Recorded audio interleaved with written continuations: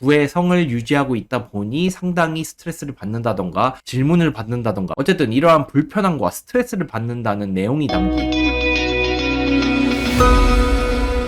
안녕하세요. 훈이루TV의 김기훈 변호사입니다. 자, 이번 시간에는 이혼 후에 자녀의 성을 바꾸고 싶다면 어떻게 해야 하는지 그 방법과 절차를 한번 설명드려 보도록 하겠습니다. 우리나라는 아버지의 성과 본을 따르는 부성주의, 이것을 원칙으로 하되 부부가 협의해서 모의 성을 따르기로 하는 것이 예외적으로 허용되는 상황입니다. 그렇다 보니까 여전히 아버지의 성을 따르는 경우가 많고, 그런데 이제 이혼을 하면 아버지가 이제 자녀의 양육권을 가져가서 양육을 한다면 크게 문제되지 않는데, 아버지의 성을 따랐는데 어머니가 자녀를 양육하는 이런 경우에는 이제 성을 변경할 필요성이 있는 상황입니다. 특히 이제 자녀 성이 문제되는 경우에는 재혼을 했을 경우, 아까 말씀드린 부성주의에 따라서 아버지의 성본을 따르는 경우가 많은데 자녀의 이름이 재혼한 아버지의 성과 다른 경우에는 여러 가지 이제 문제가 발생할 수 있거든요. 그래서 이러한 경우 자녀의 성본을 변경할 필요성이 있습니다. 자, 그래서 이렇게 원하는 경우에 무조건 변경할 수 있느냐? 자, 그렇지는 않습니다. 자녀의 성본을 변경하기 위해서는 가정법원에 청구를 하셔서 법원의 허가를 받아야만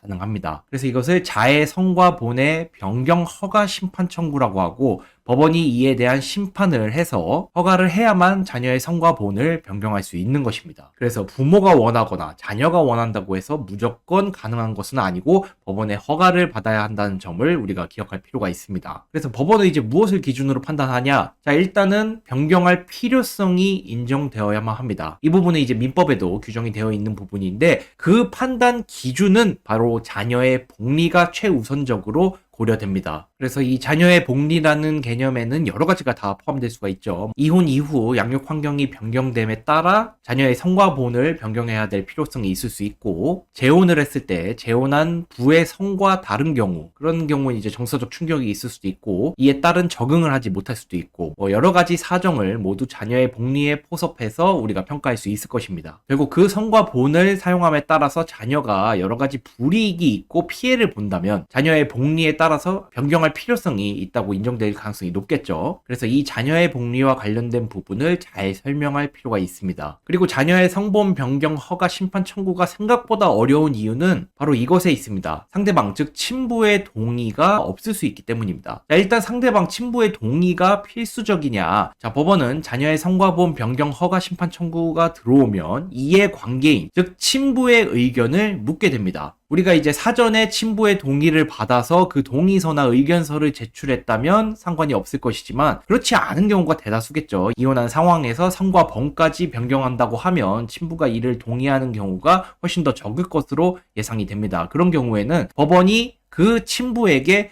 의견 청취를 듣기 위한 의견 청취서를 송달하게 됩니다. 즉, 자녀가 성본을 변경하겠다고 심판 청구를 했구나, 이 부분을 이제 알게 되는 것이죠. 그리고 이 상황에서 친부가 자녀의 성본을 변경하는 것에 동의하는지 아니면 부동의하는지, 이 의견을 이제 제출할 수가 있는 것이죠. 자, 법리적으로는 이 친부의 동의는 법원의 참작 사유일 뿐이지 필수 요건은 아닙니다. 즉, 친부가 반대하는 경우에는 무조건 받아들일 수 없다, 이런 규정은 없기 때문에 참작 사유에 불과한 것이죠. 하지만 실무적으로는 친부의 부동의, 나아가서 이제 강한 반대가 있으면 법원이 보다 엄격하게 판단하고 있습니다. 그래서 친부가 동의하지 않으면 무조건 받아들여지지 않는다, 이렇게 판단하기는 어렵고, 다만 친부가 강하게 반대하고 있다, 그렇다면 훨씬 더 어렵겠구나, 법원이 압박을 받겠구나 라고 판단하시면 됩니다. 그래서 친부의 부동의가 예상된다면 우리가 전략적으로 접근할 필요가 있습니다. 당연히 이제 자녀의 복리상 필요하다는 점을 더욱더 보강할 필요가 있을 것이고, 자녀의 의견도 적극적으로 반영할 필요가 있습니다. 필요하다면 의견서를 직접 작성한다거나, 부의 성을 유지하고 있다 보니 상당히 스트레스를 받는다던가 질문을 받는다던가 어쨌든 이러한 불편함과 스트레스를 받는다는 내용이 담긴 상담 기록이나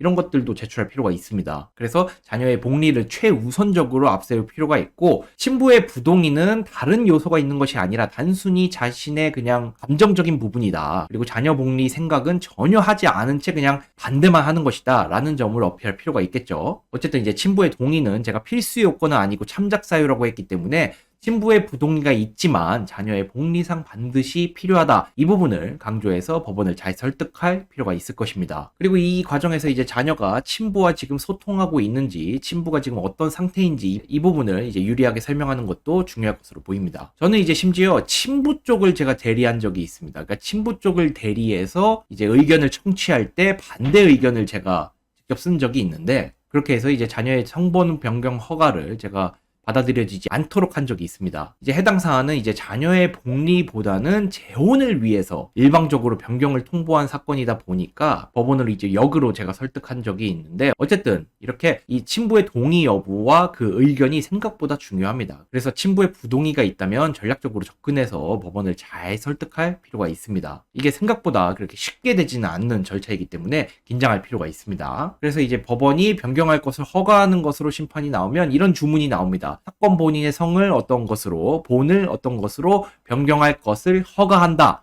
이렇게 이제 심판 주문이 나오면 이제 성공한 것이죠. 그래서 이 심판이 이제 확정된 이후에는 우리가 1개월 이내에 구청 등에 변경 신고를 하시면 이제 최종적으로 자녀의 성과 본이 변경되게 됩니다. 그래서 이제 법원으로부터 허가를 받는 것이 이제 가장 중요하고, 그 다음에는 이제 변경 신고만 하면 되는 절차이기 때문에 법원의 허가를 받을 수 있도록 이제 많은 노력을 기울여야 할 것으로 보입니다. 자, 이번 시간에는 자녀의 성과 본을 변경하기 위해서는 어떤 절차를 거쳐야 하는지, 무엇을 주의해야 하는지 설명드렸습니다. 다음 시간에 뵙도록 하겠습니다. 감사합니다.